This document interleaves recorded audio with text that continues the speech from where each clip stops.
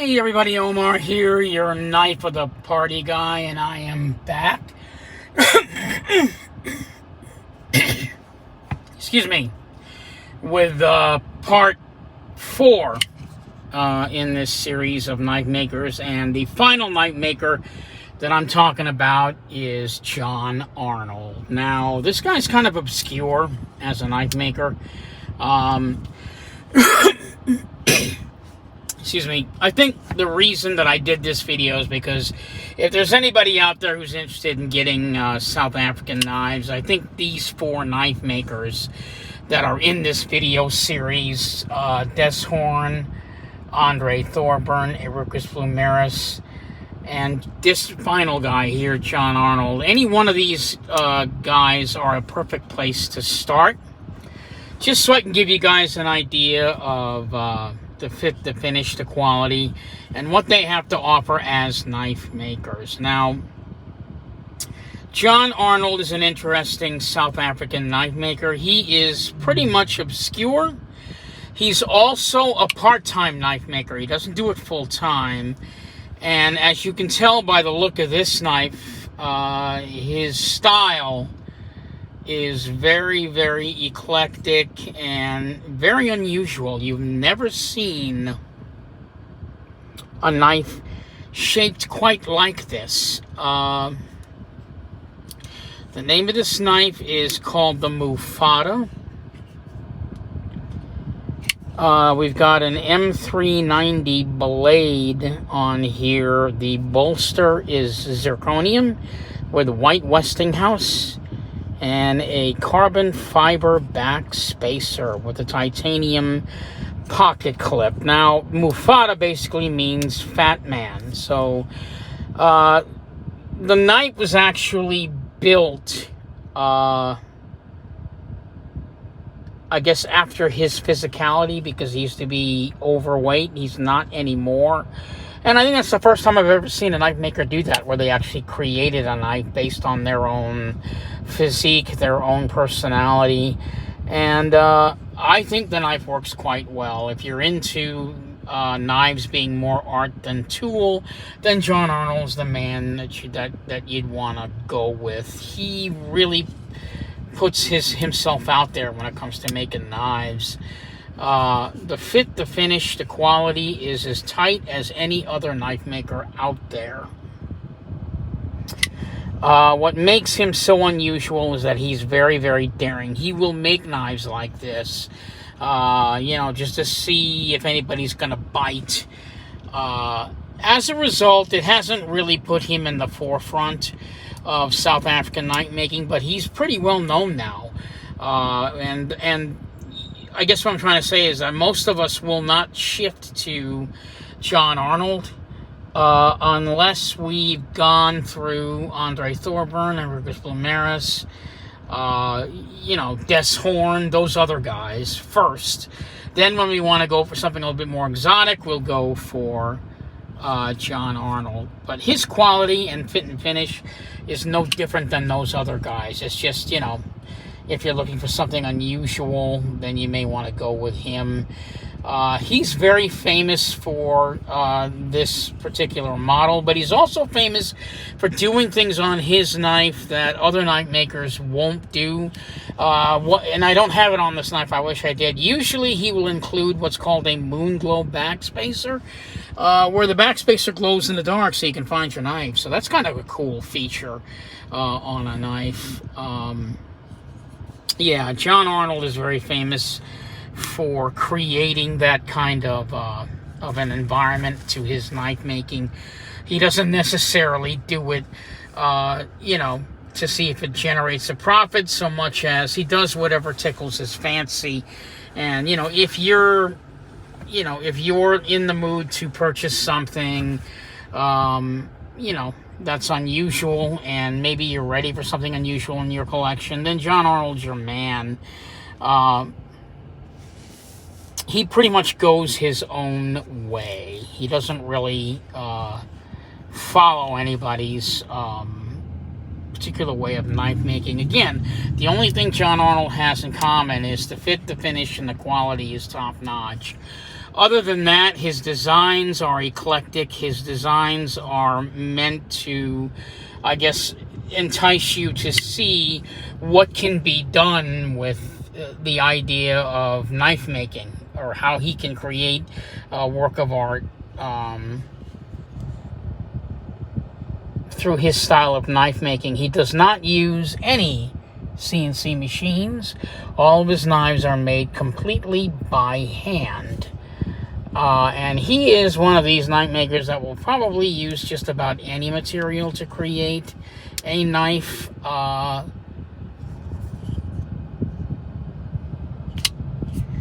And that's what makes him so attractive as a knife maker.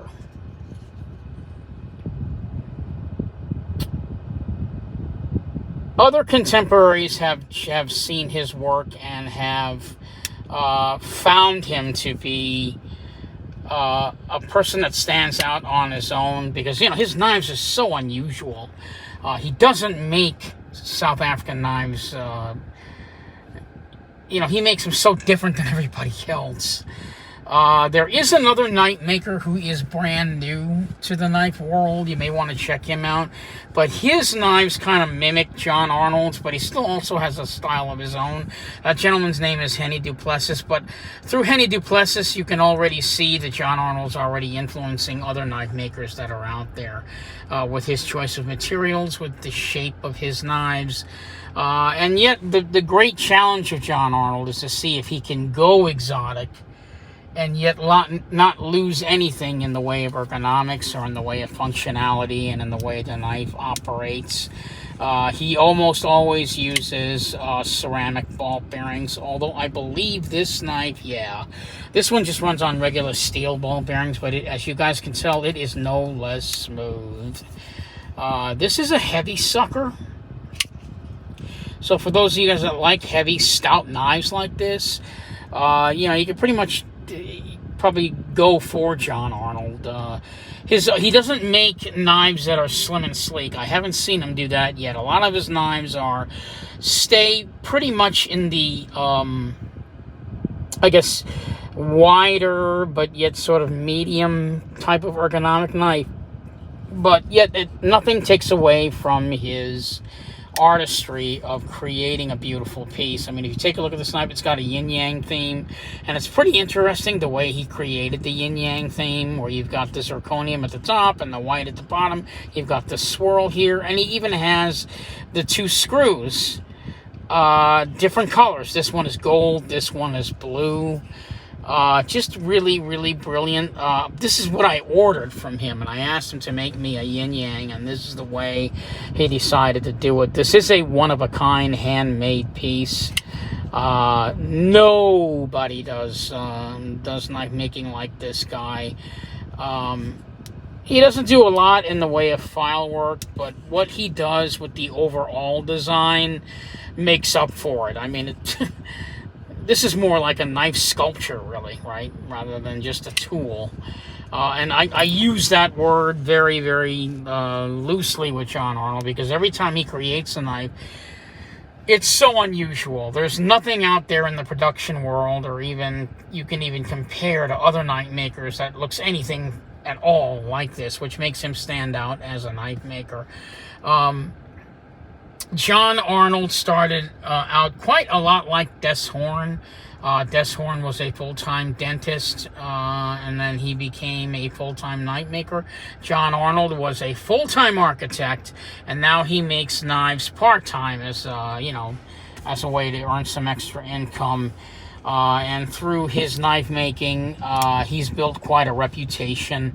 But again, unless you've been in the South African world for quite a number of years, there's probably a good chance you're not going to discover this guy unless you've discovered other knife makers first. But his quality is, fit and finish is no different than any other knife maker that's out there today. He has that power to be able to create a tool that is so obscure and yet not have anyone question his fit, finish, or quality. And as a result, his approach to knife making, being more of like a sculpture rather than a tool. A lot of other South African knife makers and a lot of other new generation knife makers out there have adapted to that as well. Each time a new knife maker comes out, they discover one of these 4 knife makers and take a little bit from them, see what they're doing. And it's because of knife makers like John Arnold that we've got knife makers like Kenny Duplessis, Trevor Berger, and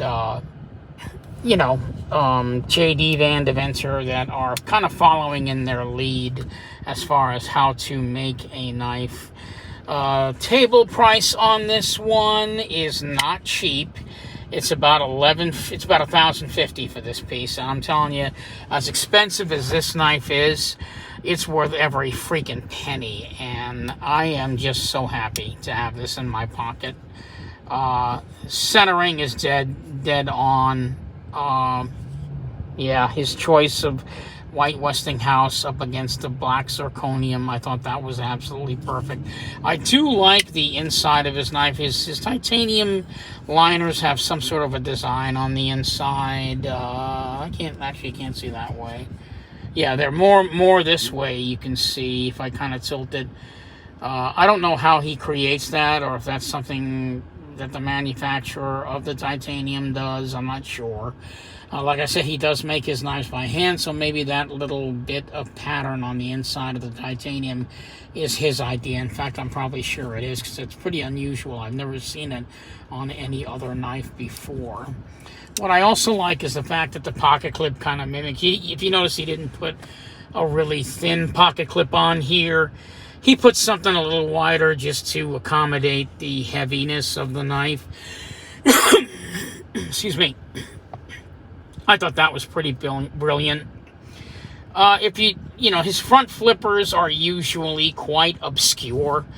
Just a little bit of jimping up at the top. He's letting you know that this is really an index front flipper, even though you can flip it with your thumb if you wanted to. But because of the pointy part up here, swiping it with your thumb is not that comfortable. You're better off going up at the top and then popping it open with your index finger. So even his flippers are sculpted in such a way that it enhances the aesthetics of the knife. He won't just put a regular, front flipper on the top where it kind of protrudes a little bit up at the top and gives you that easier access. You do have to kind of learn how to open his knives. But then again, as I said before, if you're going to get into John Arnold, you're going to probably want to discover the other contemporaries first before going into this. But, whatever. I think his knife making pretty much speaks for itself in volumes as far as the style in which his knife making is done, and everything is considered to fit his overall concept of what a knife should be. And for that, having said that, that's what makes the man so unusual. He literally does not copy anything from anyone in the way that he creates an artwork or an art piece. Everything to him is done completely different. And he does stay true to made by hand concept. He's very, very good at getting back to his customers. I didn't have any problem contacting him. This is probably one of the fastest knives I've ever had made for me. I mean, I got this knife in less than 2 months. I think he had it made, and I paid for it 7 weeks from the day that I actually ordered it, which is actually, actually pretty quick. He also makes quite small knives as well, which I'm kind of sorry I didn't bring maybe a smaller knife for you guys to take a look at. But I just wanted you to see this knife because it's so unusual. And this knife is actually out there. Other people that are into John Arnold are aware of this knife, the Mufata. It's not advertised quite a lot, but this is the knife that has defined him as a knife maker. Not a lot of people order it, but it's the knife that makes him who he is. If you want to check out his website at johnarnold.com, you can check him out there. Also, he's on Instagram. You can talk with him. You can even order a knife from him, no problem. He's just he makes himself very, very accessible. He's just a great overall guy, nice guy to speak with when it comes to knife making and having a knife made for you. I think John Arnold is definitely a force to be reckoned with, and definitely deserves to be in the same category as Des Horn and Des Horn and Erucus Blumeris. Those guys, and of course Andre Thorpern. Like I said, because he's part-time, not a lot of people are aware of him in the South African market, but he's out there, and those that do discover him find his work to be absolutely exceptional and phenomenal. I just love the way he builds a knife. There's his logo right there on the knife, Arnold, and it looks like a little rainbow type of, I guess, insignia, if you will. Anyway, yeah, this is the knife that I wanted to present to you to describe John Arnold's work and the importance of his work in South African knife making. Like I said, he's only part-time. A lot of people are still trying to discover him. And, of course, a lot of people have had no problems in, learning to adapt to his style of knife making. If you're not, if you're not into, the exotic, you may want to shy away from him. But eventually, you've had plenty of Trevor Burgers and plenty of J.D. Van de Venters, a lot of American knives that are out there, and you want to see something that's completely unusual. I mean, this guy's like the Picasso of like knife making, in a sense of who would think to make a knife this fat and have people actually enjoy it in their pocket. It looks weird, but I'm so happy to have it in my collection. I would never trade this knife for anything. And that's what happens when you have knife collections, is that you get to a point where you've discovered everybody, right? And not that everybody's knife is starting to look the same, but you're like, okay, I'm not ready to go for like a full dress piece from one of the top guys, but I'm kind of tired of, buying production knives, and I'm kind of tired of what I'm seeing out there. I want to go for something that's high-end, right? And something that's exotic, but not something that's so over the top that I know I won't be able to afford it. John Arnold is your man, and that's the other thing I wanted to mention. The pricing for John Arnold's knives, because he's only a part-time knife maker, and as far as I understand it, his knives, the price for his knives, they've gone up a touch, but not too much. When I first bought my very first John Arnold knife, I got I should have brought that one also. I bought a John Arnold, I believe it was a Rhino flipper. I have so many knives, I can't remember the names of them. But I got it for a really ridiculous price. And the knife had Damascus on it. And it had a Moonglow backspacer on it. It had zirconium. It had marble carbon fiber inlays. I mean, it was intricately built. And the knife, I mean, for those of you that aren't in the customs, it's probably going to sound very expensive, but the knife only cost me $550, and that's because he's a part-time knife maker. To get a knife at that price from him with so much on it, so much eye candy on it, is quite, it's quite rare. And I don't even know, I'm assuming that he was probably still working as an architect at that time. Now I understand he's no longer working as an architect, so it looks like the price for his knives are going up quite a bit. So that being said, if you want to get into South Africa and you really want to find out what South African knife making is really all about, as far as how far a knife maker will go to give you something completely different, and yet not be so far out in the price range, then John Arnold is your man. Because as you can see, there's no Damascus on here, there's no file work on here, and yet what he puts out aesthetically speaks volumes, just in the shape of the knife. And like things like the yin yang, I never would have thought of doing it this way, but he thought of it that way. And that's basically what you pay for. This is a one-of-a-kind handmade piece that you'll never see again. If he does the yin yang feature, it's probably going to be done differently. Who knows how he'll do it. Maybe the yin yang will maybe be somewhere in the center. Maybe it'll just be like a little emblem. Who knows? But the fact that he made the entire knife yin yang is what I loved. So yeah, so that's the end of this video for me. That's John Arnold, the obscure, but yet not too expensive, but yet he satisfies on every scale. Fit, finish, quality, and aesthetics. Even across the board, John Arnold does great work. This is Omar, your knife of the party guy, signing off, hoping you'll find this obscure knife maker in your collection someday. And I will see you guys in my next video. Please like and subscribe if you like this video. I keep forgetting to do that. Tell people, please, I would love to hear your comments on what you think. I'm welcome to any questions you may have. One last thing I want to say also in this video, I am selling off.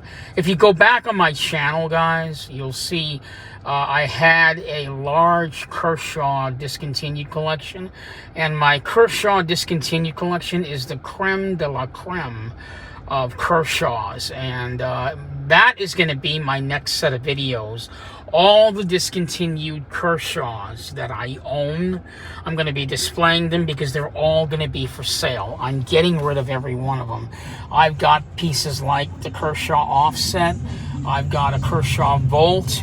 I've got a Kershaw Green Titanium Bump. All these knives I'm mentioning, I have them all brand new in boxes. And I am not, I'll be haggling with the prices, but I'm not going to be cheap on it. I will work with you on the pricing, but yeah, unfortunately, they are going to be high-end collector pieces when I sell them off. So if you're a hardcore Kershaw collector, check out my channel. You can see me next week. I'm going to be displaying all these knives in my next video. Hopefully, I'll be able to sell them all.